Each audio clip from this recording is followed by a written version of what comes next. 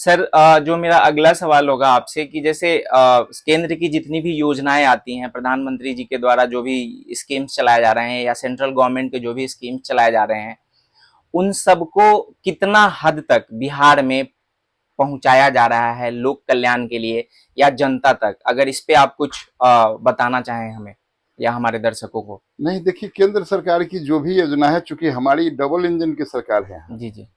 तो जो भी योजना है हमारी सरकार, यहाँ की बिहार की सरकार भी आम जन तक पहुंचाने में कामयाब हुई जी। सर। चूंकि हम गठबंधन की सरकार है हमारी, यहाँ भी हम सरकार में हैं, तो इसलिए केंद्र सरकार की जो भी योजना है हम जमीन तक ले जाने में कामयाब रहे। ठीक है। अब सर मैं ना आपसे थोड़ा कुछ टफ सवाल पूछना चाहूंगा। एक्चुअली टफ सवाल से रिलेटेड है। हम देखते हैं कि बिहार में जिस तरीके की पॉपुलेशन है, ऑलमोस्ट 22-24 करोड़ के आसपास की, नॉट 22 सॉरी, 14 करोड़ के आसपास की पॉपुलेशन है। बिहार में स्वास्थ्य समस्या को लेके और शिक्षा, दो ऐसी सेक्टर्स हैं जिसके बारे में हमेशा बात होता है, चाहे वो सेंट्रल मीडिया हो या पूरे देश भर में हो, फिर दिल्ली में हो। क्योंकि हमने देखा है कि पिछली जो दिल्ली की सरकार थी, जिसमें कि अरविंद केजरीवाल जी थे, उन्होंने बिहारियों के लेके क्या क्या कुछ नहीं कहा। उन्होंने कहा कि बिहारी जो आयुष्मान कार्ड बनवा लेते हैं और दिल्ली आते हैं इलाज कराने। तो आखिर ऐसा क्या है या कौन सी कमी हो जा रही है जिसके वजह से बिहार सरकार आज भी पूरी तरीके से बिहार में स्वास्थ्य की जो समस्याएं हैं, जो हॉस्पिटल्स हैं, उन सबको पूरी तरीके से डेवलप करने में सफल नहीं हो पा रही है, ताकि बिहार के लोगों को स्वास्थ्य के दृष्टिकोण से बाहर ना जाना पड़े? देखिए, बात ठीक है कि बिहार पिछड़ा हुआ है, लेकिन स्वास्थ्य के क्षेत्र में बिहार बहुत काम किया है जी। हमारी जब से एनडीए की सरकार बनी है, जी। तो बिहार के अंदर स्वास्थ्य के मामले में बहुत काम हुए हैं। यहाँ अब बिहार के अंदर दो दो एम्स, एक तो पटना के अंदर एम्स चल रहा है, दूसरा दरभंगा में बनना प्रारंभ हो गया है। तो दो एम्स जो है यहाँ बिहार के प्रयास है, बिहार के लोग जो है दिल्ली नहीं जाना पड़े जी। बिहार के अंदर भी उनको अच्छी सुविधा मिली। कई एक मेडिकल कॉलेज खोले गए हैं। ठीक है। यहाँ बिहार के अंदर डॉक्टर है, पहले स्थिति यह थी कि डॉक्टरों की कमी थी। जी बिल्कुल। आज भी कमी है बिल्कुल। लेकिन अब उसका प्रयास हम लोग कर रहे हैं कि इन क्षेत्रों में डेवलपमेंट हो रहा है। शिक्षा की जहां तक बात है, तो शिक्षा के मामले में भी आप हमारी जब से एनडीए की सरकार केंद्र में आई, मुरली मनोहर जोशी जी के समय से सर्व शिक्षा अभियान के तहत बिहार का आज एक भी प्राइमरी स्कूल नहीं होगा जो भवन विहीन है। इक्का दुक्का यदि कहीं होगा बिहार के अंदर तो जमीन उपलब्ध नहीं होगा, इसलिए होगा। हमारी सरकार जो है बिहार के अंदर सभी प्रखंड मुख्यालयों में इंटर की कॉलेज तक, जी बिल्कुल, चूंकि उच्च विद्यालय को जो है इंटर से जोड़ा गया, तो सभी प्रखंड मुख्यालय तक पहुंचा दिए गए। सरकार प्रयास कर रही है। चूंकि ये बात ठीक है कि हम बहुत आजादी के बाद जो है हमें बिहार का जिस रूप में विकास होना चाहिए नहीं हो पाया था। बिल्कुल। लेकिन चूंकि एनडीए की जब से सरकार बनी है, बिहार जो है उस श्रेणी में आगे हम बढ़ाने का सरकार हमारी प्रयास कर रही है कि आगे हम चले, विकसित बिहार बनाएं। बहुत हद तक सफलता मिली है। बिहार के अंदर इंफ्रास्ट्रक्चर जो है अभी खड़ा करना प्रॉब्लम था। इसके पीछे एक ही कारण था कि हमारी बिहार के अंदर सरकार जो है, मैंने पूरा टाइम, कोई सरकार को बहुत समय नहीं मिल रहा था, लेकिन अब तो जब से हमारी सरकार बनी है इसको मिला है। इसलिए बिहार के अंदर आप अच्छी सड़कें देख सकते हैं, आप हॉस्पिटल की भी बहुत सुधार हुआ है। जहां आप चले जाइए, किसी भी पीएससी में चले जाइए, पहले तो वहां कोई जाता नहीं था, आज जो है वहां भीड़ इकट्ठा देखिएगा। यानी कि लोगों का विश्वास सरकारी इंस्टीट्यूशन पर आया है। ठीक है। तो इसलिए अब हम उस क्रम में है, आगे लाने के लिए प्रयासरत हैं। सर इसमें मेरा जो अगला सवाल है, जो नॉर्मली उठाया जाता है और जो पूरी दुनिया में चलता है कि बिहारियों को के बारे में, पहला चीज तो ये कि बिहारी को, जैसे बिहार से बाहर जो जाते हैं, जो लोग भी बिहार से बाहर रहते हैं, वो लोग इस चीज को फेस करते हैं और एक्सपीरियंस करते हैं कि बिहारी शब्द को एक तौर से गाली के तौर पे लिया जाता है बाहर के स्टेट्स में चले जाइए आप, या हमने देखा है कि अभी विगत के समय में चाहे तमिलनाडु के मुख्यमंत्री के बेटे के द्वारा जो कुछ भी कहा गया बिहारियों के बारे में, उसके बाद महाराष्ट्र में जिस तरीके से बिहारियों के साथ होता है, और ओवरऑल अगर सर बात करें तो बिहार को एक लेबर फैक्ट्री के तौर पे देखा जाता है, जहां से लोग जाते हैं काम करने के लिए, मजदूरों के फैक्ट्री के तौर पे देखा जाता है। तो मैं इसको लेके आपसे जानना चाहूंगा और आपके माध्यम से सरकार का भी पक्ष जानना चाहूंगा कि आखिर सरकार ऐसा क्या कर रही है जिससे ये जो इमेज है कि बिहार को लेबर फैक्ट्री के तौर पे ना देखा जाए, बिहारी शब्द को गाली के तौर पे ना यूज किया जाए, उसके लिए सरकार क्या सफल प्रयास कर रही है या सरकार की क्या योजनाएं हैं, अगर उसके बारे में आप हमें बताना चाहें थोड़ा। देखिए, मैंने जब से हमारी बिहार में एनडीए की सरकार आई है, बिहार का इमेज बदला है जी। आप फील करते होंगे, आप यदि दिल्ली के अंदर रहते होंगे, पहले जरूर इमेज खराब था बिहार। बिल्कुल। बिहार को लोग दूसरे दृष्टिकोण से देखते थे, लेकिन आज बहुत परिवर्तन हुआ है। और जहां तक बिहार के लोग हैं, तो बिहार के लोग कर्मठ हैं, बहुत कर्मठ हैं। बिहार के लोग कमाना जानते हैं, मेहनत करना जानते हैं, मेहनत कश लोग हैं, अपने पैर पर खड़ा होना जानते हैं। इसलिए अन्य लोगों को लगता होगा कि यदि बिहार के लोग यहाँ आ गए तो हमारा पैर कबर जाएगा, बिहार वासी यहाँ कब्जा कर लेगा, इसलिए डरता है बिहार के बाहर के लोग। और रही तक जहां तक बिहार के पलायन, जो मजदूरों का पलायन जहां तक बात है, उसको हमारी सरकार उस पर गंभीर रूप से चिंता कर रही है। हम जो है यहाँ बहुत, आप देखे होंगे कि हमारा उद्योग मंत्री कई एक बार एनआरआई मीट किया, कहीं कहीं जा रहे हैं, हम लोगों को आमंत्रित कर रहे हैं, सुविधा देने के लिए पॉलिसी, हम इंडस्ट्रियल पॉलिसी को बदल रहे हैं।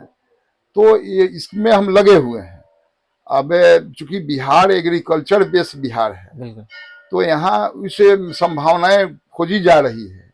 हमारे शहनवाज जी मंत्री बने थे, हाँ। तो बहुत सारे बंद चीनी मिलों, इथेनॉल का काम प्रारंभ किया था कि इथेनॉल की फैक्ट्रियां लगना, बहुत हम इस पर बिहार के लोग, हमारी सरकार जो है इस पे काम कर रही है कि हमारे बिहार के लोगों का पलायन, मजदूरों का पलायन नहीं करना होना पड़े, बिहार के अंदर ही हम रोजगार दें, इसके लिए लगी हुई है सरकार। आने वाले दिन में हम आपको इतना आश्वस्त जरूर करेंगे कि आने वाले दिन में बिहार जो है, आप देखे होंगे कि बिहार में अभी बाहर से दूसरे स्टेट के लोग जो हैं आकर मेरे यहाँ नौकरी कर रहे हैं। हाँ। गाँवों के अंदर पढ़े लिखे लोग जो हैं, गाँवों के अंदर भी स्कूल में शिक्षक के रूप में काम कर रहे हैं। तो बिहार भी लोगों को रोजगार दे रही है। इस स्थिति में आज का बिहार है। ठीक है। सर, इसी में जैसे कि पलायन का जहां तक बात है, तो मतलब आई थिंक कि सरकार को इस पे भी फोकस करना चाहिए कि कैसे आईटी इंडस्ट्रीज वगैरह को बिहार में लाया जा सके। बिल्कुल। और सिर्फ लेबर पलायन ही नहीं, बल्कि हमने देखा है, क्योंकि बिहार में ह्यूमन रिसोर्स की कमी नहीं है। हाँ। आप किसी भी एग्जामिनेशन को देख लीजिए, उसमें बिहारी अव्वल दर्जे में है, तो उनको भी कैसे बिहार में रोका जाए, आई थिंक सरकार को इस पे भी काम करना चाहिए। सर, मेरा जो अगला सवाल होगा आपसे वो ये कि जैसे हम देख रहे हैं कि चूंकि हम लोग अभी सारण में बैठे हुए हैं और बिहार में अभी मुख्यतः 2 ही एयरपोर्ट हैं, एक पटना जो कि ऑलरेडी फंक्शनल है, ऑल्दो अभी रिसेंटली आई थिंक 2 या 3 दिन पहले ही प्रधानमंत्री जी ने नए एयरपोर्ट का भी शायद उद्घाटन या लोकार्पण किया है, और एक दरभंगा में जो बन रहा है। तो सर, बिहार की जो सरकार है वो ऐसा क्या कर रही है जिससे कि बिहार में एयरपोर्ट की जो संख्या है वो और ज्यादा बढ़े? हमारे बगल में जैसे कि छपरा का एक एयरपोर्ट है, तो इसको चालू कराने के लिए भी क्या आपका कोई प्लान है, प्लान ऑफ एक्शन? हमारी सरकार, नरेंद्र भाई मोदी का ऐसा सपना भी है, एक साधारण व्यक्ति भी, चप्पल पहनने वाला व्यक्ति भी हवाई जहाज से यात्रा करे, यह सपना है। इस क्रम में बिहार में भी बिहार को भी अवसर मिल रहा है। बिहार में पटना में एयरपोर्ट के अलावा बिहटा में अंतर्राष्ट्रीय एयरपोर्ट का शिलान्यास प्रधानमंत्री जी 30 तारीख को आके करने वाले हैं। अच्छा, ठीक है, इसी 30 को। हाँ। दरभंगा में एयरपोर्ट प्रारंभ हो गया है। फिर आपको पूर्णिया वगैरह में भी शिलान्यास हुआ है जी। फिर यही जो है अंतर्राष्ट्रीय एयरपोर्ट के लिए जो है आपको राजगीर में इसकी स्वीकृति मिली है। बिहार में चूंकि हमारा क्षेत्रफल जो है पॉपुलेशन के हिसाब से, मैंने क्षेत्रफल की भी देखना पड़ेगा, क्योंकि इसका भी सामना करना पड़ रहा है कि, और सरकार प्रयास कर रही हर सभी जिला में एयरपोर्ट की आहिस्ते आहिस्ते होगा। अभी हम आगे की ओर बढ़ रहे हैं, अब एकाएक संभव है नहीं, लेकिन फिर भी हम, सरकार की हमारी पॉलिसी है, नरेंद्र भाई मोदी का ऐसा सोच है, तो उसमें हम बहुत कामयाबी हासिल करने जा रहा है बिहार। सर मेरा पर्सनल रिक्वेस्ट है कि अगर हो सके तो आप लोग अपने स्तर पे छपरा का जो एयरपोर्ट है उसको भी फंक्शनल बनाने का प्रयास कीजिए कि कैसे नहीं, हमारा तो थी सांसद जो है छपरा के अंदर में अंतर्राष्ट्रीय एयरपोर्ट बने, इसके लिए काफी प्रयास किया है, जूझ रहा है, कोर्ट तक गया है मेरा सांसद। अच्छा। कि छपरा के अंदर में एक अंतर्राष्ट्रीय एयरपोर्ट बने, इसके लिए प्रयासरत।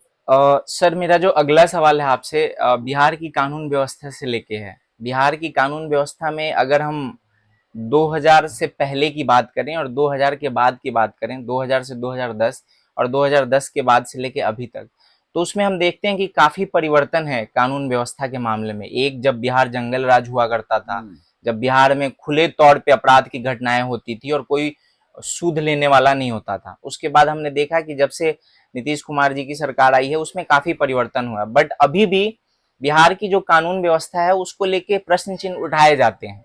चाहे आप सेंट्रल मीडिया की बात कर लें या नेशनल मीडिया की बात कर लें या वैसे भी, तो इन चीजों को, कानून व्यवस्था को और ज्यादा सुदृढ़ बनाया जाए, इसके लिए सर आपको क्या लगता है कि सरकार को और किन चीजों पे फोकस करना चाहिए? क्या ऐसे लूपहोल्स हैं जिनको फिट करने में सरकार सक्षम नहीं हो पा रही है या सरकार को उन पे काम करना चाहिए? नहीं, देखिए, अभी तो बिहार को लोग इस दृष्टि से बाहर के लोग देखते हैं, लेकिन आप अन्य राज्यों का उठाइए ना क्राइम का रिपोर्ट जी, हमसे बहुत आगे आगे दूसरे राज्य हैं। और हमारी सरकार तो इस नाम से सुशासन बाबू की सरकार, बिहार की सरकार जो है सुशासन बाबू की सरकार जानी जाती है। लॉ एंड ऑर्डर, ठीक है, क्राइम होते हैं तो क्राइम होते हैं तो उसका क्रिमिनल पकड़ाते भी हैं, प्रशासन जो है उसको एक्टिव रह के उसको फाइंड आउट भी करती है। तो क्राइम होना अलग विषय है, लेकिन अब क्राइम होने के बाद उसको जो है हम फाइंड आउट कर ले, ये भी तो एक बात है। तो सरकार इस पर प्रयास कर, ईमानदारी से हम लॉ एंड ऑर्डर के मामले में ठीक ठाक हुए हैं, पहले से ठीक ठाक हुए हैं, और रोज जो है इसमें हम प्रोग्रेस कर रहे हैं सरकार के। सर मैं चूंकि बिहार का चुनाव होने वाला है, विधानसभा चुनाव है अक्टूबर नवंबर में। अब बिहार में जब भी चुनाव होता है, चाहे वो किसी भी लेवल पे हो, पंचायती राज चुनाव हो, विधानसभा हो, लोकसभा हो, एक चीज जो होता है वो हर समय चर्चा में होता है, बिहार में जातिवाद, चुनाव में जातिवाद का होना। तो मेरा जो सवाल है सर आपसे वो ये है कि आखिर कब तक बिहार इस जातिवाद रूपी जो चुनावी चुंगल है इसमें रहेगा, या बिहार के ऊपर ये तोहमत लगता रहेगा, और कब सरकार जो है वो एक सरकार के तौर पे क्या कर रही है, या आप लोग भारतीय जनता पार्टी के तौर पे ऐसा क्या कर रहे हैं जिससे कि ये जाति का जो मुद्दा है उसको चुनाव से हटाया जा सके, और इसमें साथ ही साथ वाकई में इस बार का जो विधानसभा चुनाव होने वाला है उसमें जाति कितना अहम होगा? देखिए, इसको जाति को नकारा नहीं जा सकता, ठीक है। जो रीजनल पार्टियां हैं वो अपने जात के आधार पे कुंडली मार के बैठा हुआ है, इसी से तो हम जूझ रहे हैं। हम national party, Bharatiya Janata party जो है इसी से जूझ रहा है हमको। तो लेकिन आहिस्ते आहिस्ते जब लोग शिक्षित हो जाएंगे, समझदार हो जाएंगे, साक्षर हो, जब लोग होते जाएंगे तो वस्तु स्थिति को समझने लगेंगे। आने वाले दिन में जात पात अब कम होगा तभी। लेकिन रीजनल पार्टी जो है बिहार के अंदर जो रीजनल पार्टियां दिखाई दे रही है या कहीं जी, और इसको नकारा भी अभी नहीं जा सकता है, इसको स्वीकार करना है। लेकिन फिर भी जब लोग राष्ट्रीय भावना से, इसीलिए तो हम सब लोग जो है इस तहत काम करते हैं कि भाई फर्स्ट नेशन फर्स्ट, तो नेशन फर्स्ट जब सब लोगों को समझ में आ जाएगा तो भी जात पात उसके आगे टूटेगा। जी बिल्कुल, ठीक है। सर, चुनाव की हम बात कर रहे हैं, विधानसभा चुनाव की। अभी आपने सुना होगा, चूंकि आप देख रहे हैं, जन सुराज जो पार्टी है, तो जन सुराज पार्टी को भारतीय जनता पार्टी या जो एनडीए की गठबंधन है, वो कितना बड़ा चैलेंजर के तौर पे देखती है? प्रशांत किशोर जी के बारे में आपका क्या ख्याल है? प्रशांत किशोर जी कोई फैक्टर बनने वाले नहीं है इस बिहार के अंदर। ठीक है। यहाँ बिहार में सीधा सीधी जो है एनडीए वर्सेज महागठबंधन, जी, आमने सामने की लड़ाई है। इसमें कहीं गुंजाइश नहीं है किसी तीसरे का।